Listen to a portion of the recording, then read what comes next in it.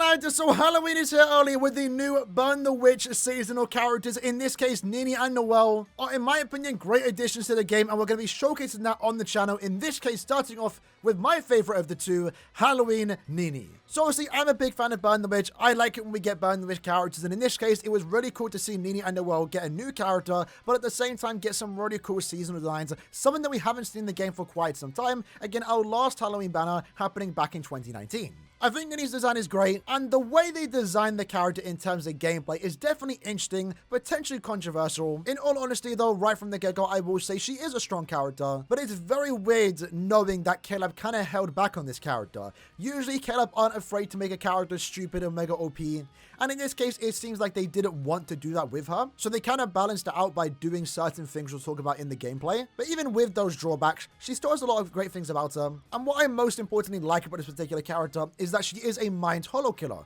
We don't have much of those. So even in an attribute with 7th anniversary Ichigo, 8th anniversary Wyatt, she doesn't clash with any of them, and that allows it to still be usable even if you have those particular characters. Because for example, if we actually look at our mind hollow killers, you can see that we've been desperately needing someone like NINNY. The other most recent mind hollow killer being Swimsuit Neliel, who came out over a year ago. So even though I am someone that does have a max translated 8th anniversary Wyatt, a max translated 7th anniversary Ichigo, I like using characters when they have killer, especially in inheritance trials. And whenever there are hollow enemies, well, I don't really have a good character to use. Now I do, thanks to NINNY. So what makes this character good? Well, for starters, more than ever, she is all based around having the gauge at full completion. She is a gauge character. By using strong attacks, by getting kills, you'll be fulfilling that gauge, and with the gauge completion, you're going to get a pretty massive damage increase. As you can see, the gauge effect is given a frenzy +1, an additional 100% berserker, a 50% SP boost, and also a 30% team heal. And to go alongside that, to make it even better,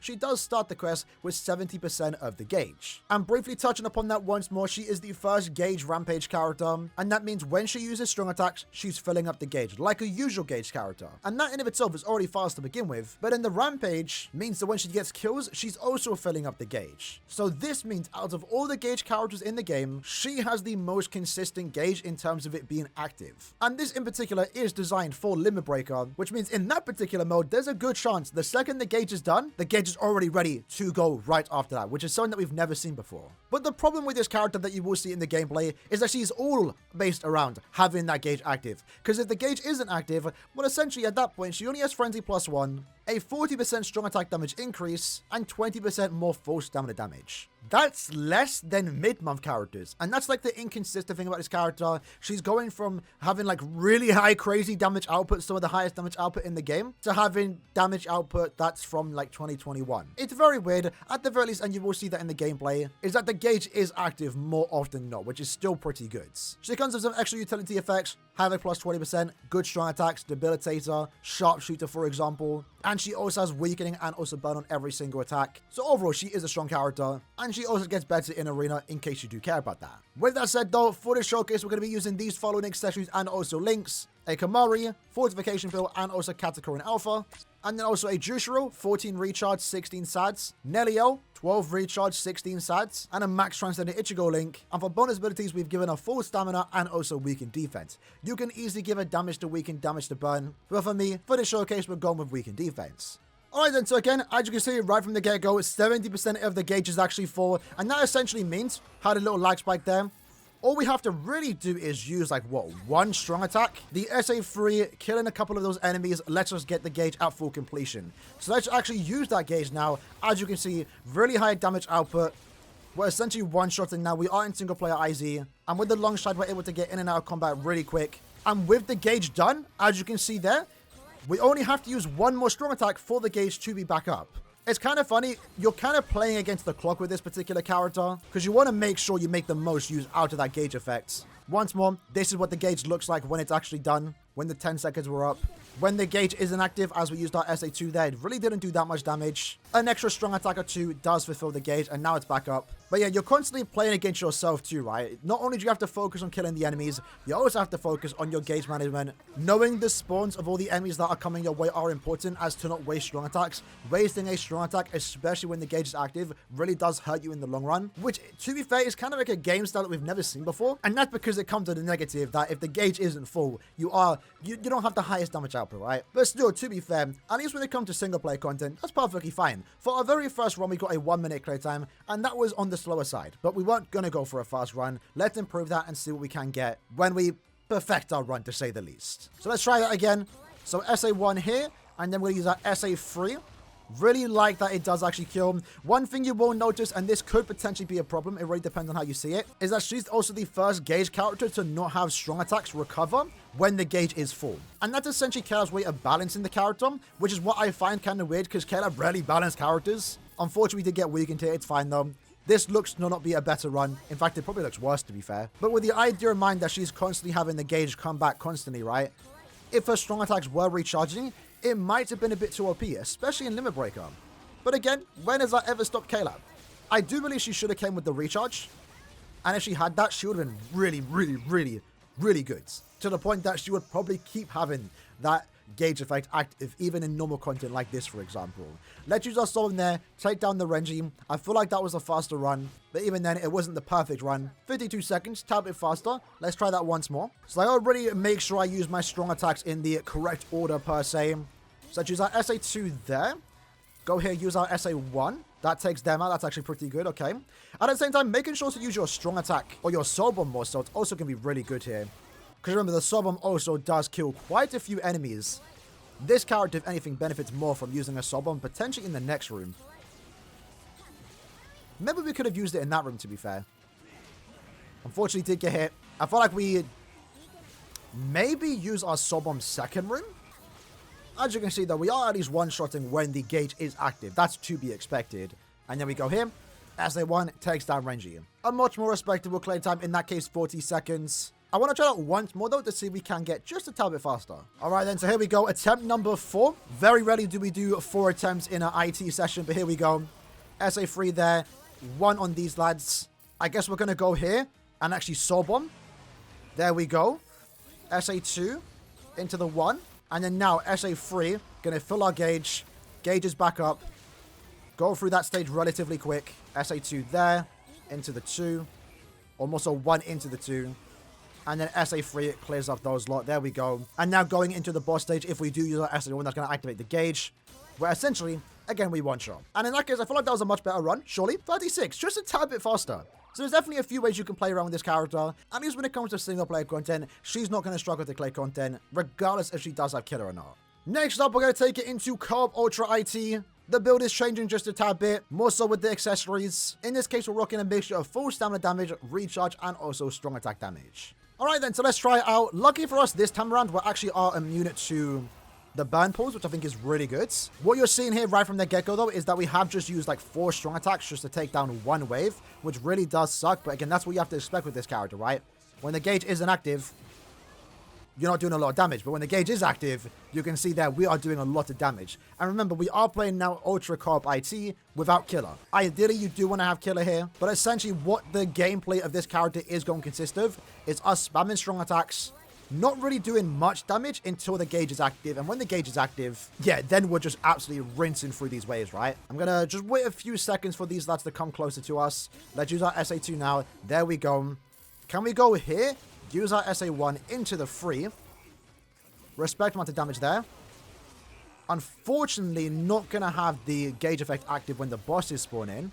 Luckily, though, that we can apply both weakening and also burn. So that ensures that we can potentially take a tad bit less damage, do more damage, and also, damage over time, right? I think we might benefit in this case using our soul bomb on this stage. So let's actually do that right now. Didn't nuke to the final wave. That's fine, though, because we get to use our SA3 here. Back up. Use our SA2. So you can see that when the gauge is active, again, that's what, you're going to hear me say that a lot. When the gauge is active, this character is great. When it's not, it's a bit weird. It's a weird game style. It's a weird gameplay. I don't think it's bad, but it just feels weird for them to actively hold back a character. For our next run, we are going to save the soul bomb for the final stage. That's the more traditional way of playing it. SA3 on these lads. Gonna not use my strong attack 1 just yet. And that might be something you want to do. Wait for your strong attacks to actually come back right before activating the gauge. That felt really smooth though. Yeah, look at that. That wasn't too bad. That wasn't too bad.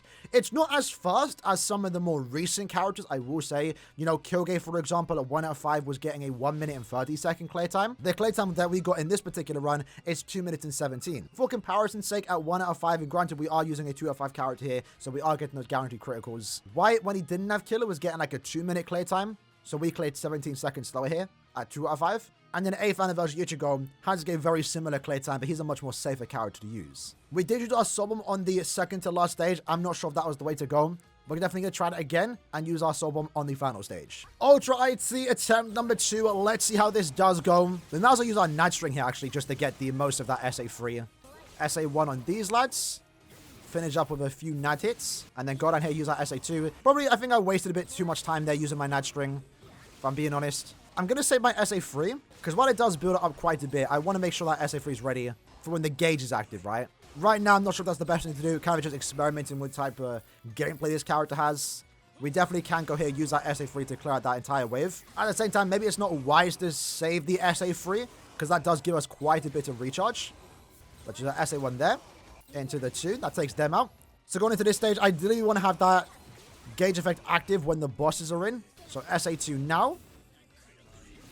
We're going to push the enemies back so we can make sure we group them all up with the SA1, then SA3, and then now nuke with the SA2. Look at that. Bosses are basically one shot. Unfortunately, we don't kill though. The gauge effect did run out. That sucks. Luckily though, one thing I would say is that while the runs are slow when the gauge isn't full, at least we're not dying. That's sometimes, you know, when I'm playing with a character, you know, if their damage output isn't high. We haven't gotten hit once yet, and it's quite easy to avoid getting hit. So let's group everyone up. SA2. Unfortunately, did get hit. Isane is kind of annoying to deal against, I'm not going to lie. Even though we lost a bit of full stamina, at the very least, we did take them out just with just a few strong attacks. She did stop a bit of damage from there because she had the shields. Let's use our Soul Bomb now. That does that. Let's use our SA3. And then with that, gauge is back up. So at least we get to use the gauge effect twice in one room. That's very rarely ever seen. And the strong attacks came back just in time for us to take down the other mobs too. I think that wasn't as fast as this first run, but probably somewhat in line. Yeah, just a tad bit slower. I feel like that run was a tad bit worse there. I saved strong attacks when I didn't need to. So maybe in this case, saving strong attacks isn't what you want to do. You want to just make sure, even your SA3, you want to constantly spam. Alright then, let's try that once more. I feel like we can potentially perfect a run here. Let's use our SA1 there. 2 on these lads, there we go. Into the 1. Might as well use Nad String when you can.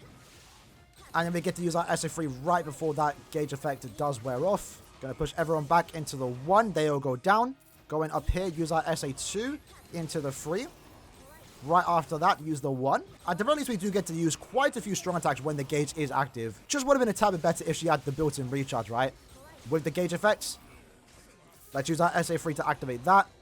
Into the 2. For the most part, since we are going to lose quite a bit of damage, we're most likely going to be able to have the gauge effect ready when the bosses spawn in. So you can kind of see there, we're not inflicting status ailments. We are lacking a tad bit once more on the DPS. Let's use our SA1. Push them back. And then go here, use our SA3. Basically was one shot. Gauge is active once more. We're going to go up here, use our SA3. That was not the best position. That's on me. Definitely would want to use your Nad String quite often when the strong attacks aren't recharging, right, just to build up that extra bit of gauge. SA3 now, then use our SA1. That did actually weaken both of the characters there. Just a few more attacks to take them down. Not too bad. I feel like this runs a tad bit faster. So let's go here. Let's use our Soul Bomb. SA3. And then SA2.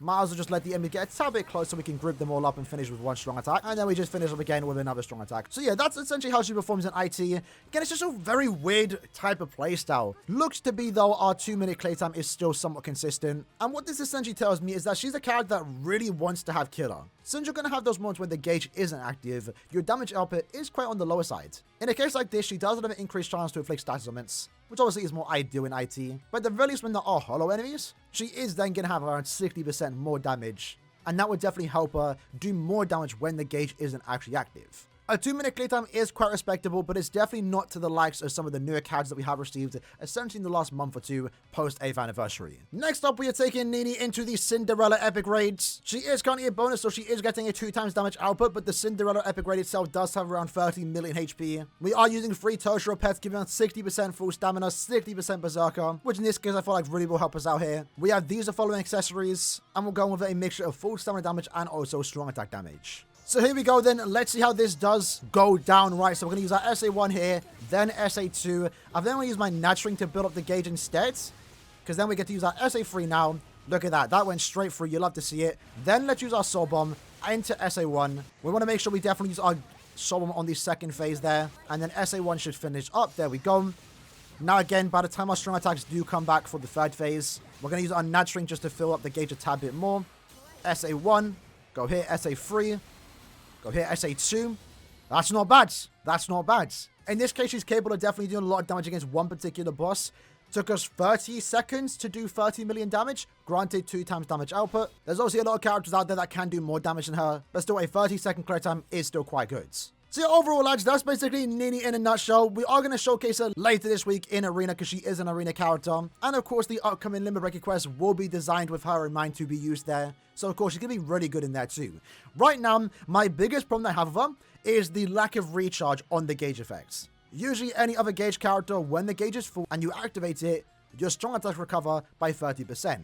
That allows you to get off those strong attacks, especially because of the fact that you only have 10 seconds with that gauge active. You can clearly see here with the gauge rampage, maybe Kayla thought she was too OP with the recharge, which is again weird because they always release OP characters. This isn't new. It's weird to see Kayla hold back on a character. And me personally, if I was the designer again, I would have just quite frankly given her Frenzy +2 as a base damage output, and that would have solved all her problems. She's a good character, she's a fun character, she's not bad by any means, she's one of the better mine characters in the entire game, and does fulfill a niche, that being a mine holo killer, but she isn't the best mine character in the game. And sometimes when you're pulling for new characters, you want to pull for the best of the best. As already mentioned, as of right now, she's a character that I definitely do enjoy using. I am going to use her and will continue to use her after this video, but I'm really only more so inclined to use her when she has killer. Let's say Inheritance Trials, for example. Right now, there are story pit enemies. I'm just better off using 8th Anniversary Wyatt. When she does have killer though, the extra damage output from the killer effects will make up a tad bit with that low Berserker value that she does have when the gauge isn't full. I'm curious to see how she is going to perform in Limit Breaker, because again, she was kind of designed for that, and maybe in that quest we will see why they didn't give her the extra recharge,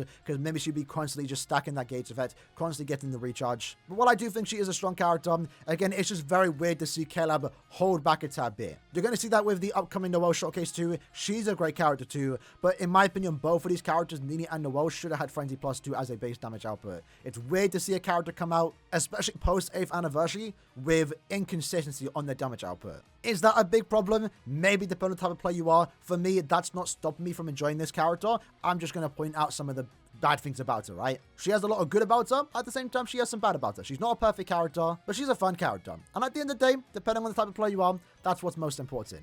So with that said, hope you guys enjoyed the video. Let me know what you like to know about this character in the comments below. I definitely feel like she's going to be a controversial one. Again, given the way they designed her. But I hope to see you lads next time. Take care and peace.